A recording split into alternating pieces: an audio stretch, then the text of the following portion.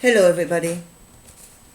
It is Friday, the 27th of June, and I want to talk about or think about the source of divine knowledge. Because if we are going back into an age where we seek on the Spirit, where we become spiritual beings again, we use our spiritual abilities, then we really need to think about what it is we are receiving and what the source of the knowledge is and what the creator is, really. What are we and what are we in?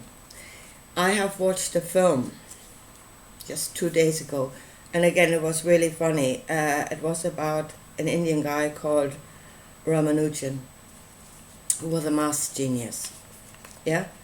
And it was strange how he was mentioned in one video and then I forgot about it, and then suggestions came up and that led me in the end to watching that film, which was a mind blower when I watched the film.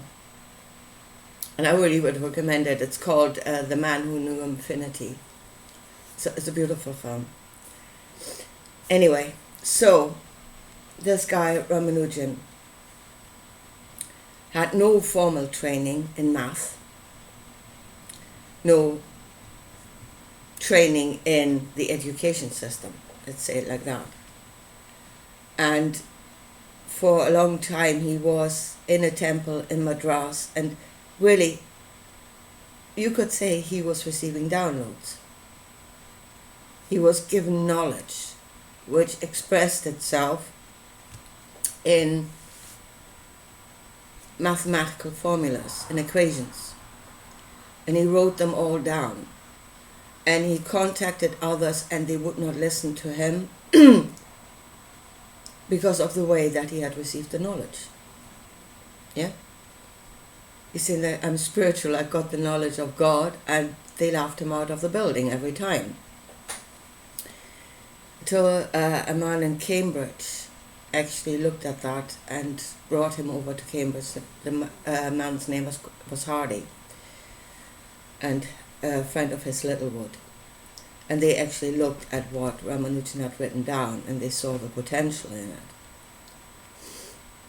And they brought him over to Cambridge to look at that. And even in Cambridge he was not accepted. The problem was, and here's the problem with spiritual knowledge, that is, you're being given an answer, the fullness of an answer, without the steps of how you get to that answer. That is the problem. I mean, in math that would be a really big problem. Others receive downloads like this, like Mozart, yeah, who had all of a sudden entire pieces of music in his head, finished. They were there in one piece without having done the steps, of composing, really, to get to that point. That is how this receiving works. You get the fullness of the answer without having done the steps to get there. So, and what the people in Cambridge, Hardy and Littlewood, said, for Ramanujan to be accepted, he needs to do the proofs. He's got, in a way, you're doing it the wrong way around then. Usually you step with, you go step to step by an answer, to an answer, and in that case you're doing it the other way around. You have got the answer and you need to kind of work your way backward, or you need to prove it. And there was, well, in the film anyway, there was a very big conflict between Hardy and Ramanujan, because Ramanujan did not see the need to prove anything, because it was divine knowledge. It was given of God. And God is infallible. There's no need to question it. It must be right.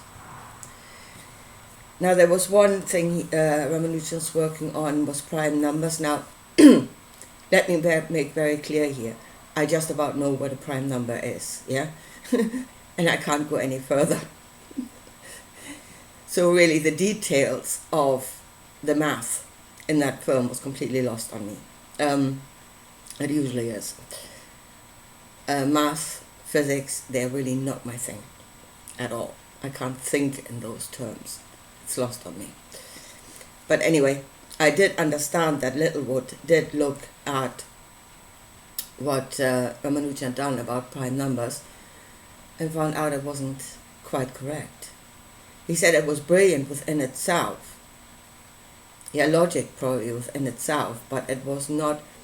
I think the problem was that it wasn't universally true. There were exceptions, and maybe too many exceptions, for the formula to be properly working. It worked in some instances, not in others. Which, again, to Ramanujan was that can't be. That knowledge came of God.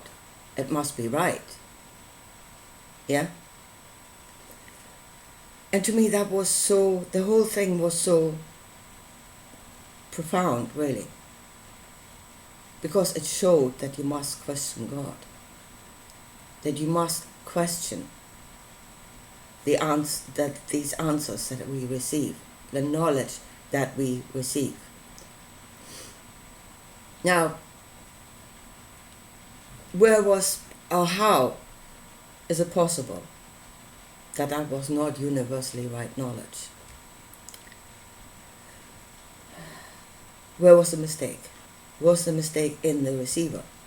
I mean, that's a possibility because the knowledge goes through us. When we receive, it travels through us. It expresses itself through us. And if we don't get it right, or we cannot express it right, then it doesn't come into this world proper. Or was the mistake actually at the end of the giver? Did God get it wrong, so to speak? And there we really must ask ourselves what the source of the knowledge is. We absolutely must. Because again, for Ramanujan it was blind faith, which turned out to be not justified in places. There was a lot of brilliant knowledge there, I mean, don't get me wrong. And it is a foundation now. His formulas, his equations, are the foundations for great scientific knowledge now. But it wasn't universally right. There were mistakes. So we must ask ourselves, what is the source of the knowledge? Now it was, especially in Christianity, we have this one God who is the source of everything and who is absolutely infallible. Yeah? We are the ones that know nothing, and God is the brilliant being, actually, somewhere else. That is infallible, that cannot be questioned, that should not be questioned, and whose will must be done, even though if we feel it might not be right, then we must just deny ourselves and follow the will of God. And now, in the more New Age movement, God has become the creator. There is this one being that is all-knowing. There's the one point from which everything emanates, and that point is all-knowing. And somehow we have to reach that point to know it all. That's where the knowledge is coming from. Which is a way of looking at it.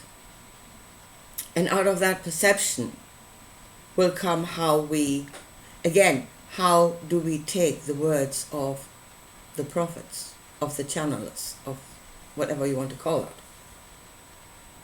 Yeah, they get the knowledge of the Creator, and then we're back at the point of it is coming from one point that is all-knowing, therefore we must take it as truth. doesn't actually matter whether you call it a God, a being somewhere on the clouds, or a source somewhere out in another dimension. It still takes us to the same point where we need to unquestioningly accept whatever has been said as truth. Now there's another way of looking at what it is we are and what the Creator actually is. And that is the energy that creates consciousness, and it creates a wide, infinite variety of consciousness, of forms of consciousness. Yeah, on different levels of being self-conscious. Consciousness has got an experience of itself, and it gathers knowledge according to itself. So there you have then the whole of the created. You have got the energy and that which is created, which, as I said, is the ultimate diversity, and is the knowledge of the Creator actually just the sum of all of what is created? That there is not one point. There may have been a point from which it all came, but now the knowledge is, let's say, spread out throughout the universe. And there is a web because we can get into contact with one another and share our knowledge. But then the source of the knowledge will always be just one other point. We're always dealing with just one other being, one other consciousness. And if you look at it like that, it shifts everything. Because then the only way that we will say that knowledge needs to be accepted unquestioningly is that we of the perception that we are here, we are nothing, and everything out there is so much greater and pretty much infallible.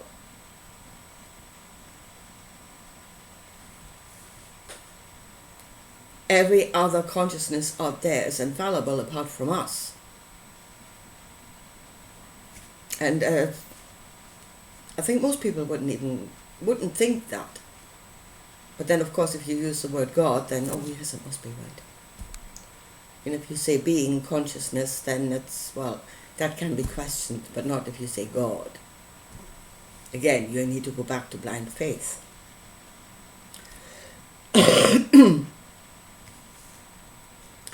So here, really, does the Creator exist as one point, but is the Creator himself spread out through the universe? Yeah? There are knowledges like the neurons in the brain. There are different points of knowledge that are connected with one another, and that is the Creator. And no one point can know. It can know what is around it. It knows what it is connected to in another point. But no one point knows it all. And there again, it is the ancient teaching that a Creator cannot be known by the individual point. Yeah. He is the unknowable one. He is the unfathomable one. He is the inconceivable one. You can't know him. Why I think this is so important at the moment is because I think we are at a point where we are shifting back to receiving. We were kind of imprisoned in the Newtonian way. And as Hardy said, the atheists, I only believe what I can prove. I only believe what I can prove. And again, you have Ramanujan on the other side saying, I believe because it came from a divine source, and I do not question that. And I think we kind of, if we're now going back into the spiritual, that is to say, we are receiving knowledge from a divine source, what do we do with that? What do we do with that knowledge? Will we follow unquestioningly because it is of God? And God is all-knowing, omnipresent, omnipotent, and infallible.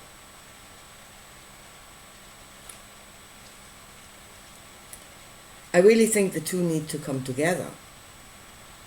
The science and the spiritual, they need to come together in a way where, as I said, these answers are given.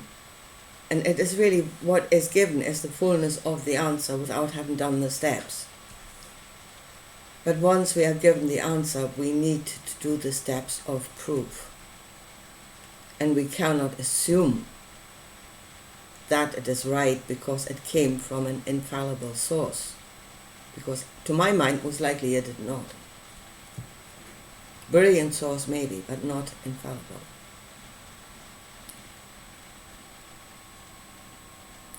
As I said, it's important at the moment because if we shift back into receiving knowledge in that way, what do we do with it? We've gone wrong before. Where we've been told it is the will of God, it must be done. Yeah, don't question it. And we've gone horribly wrong on that path. I mean, at the moment, right now, that path is taking us to the edge of destruction. You know, it is the will of God, therefore I shall bomb everything around me. It is taking us to the edge of destruction. So we need a new foundation.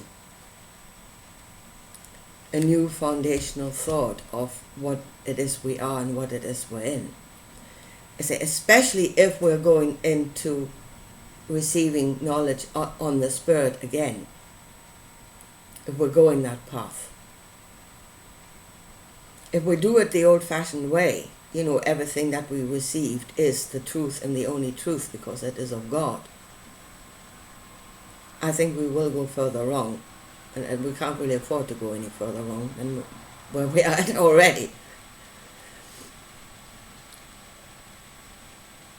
It is like launching a rocket. Yeah, if we launch ourselves into space again through this machine. If you launch a rocket from a crooked foundation, it will go sideways. And things are going sideways enough as it is.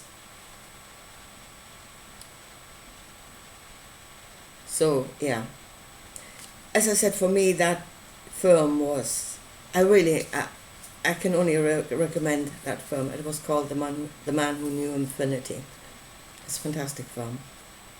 And it just showed that problem so clearly in the two characters that were interacting with each other.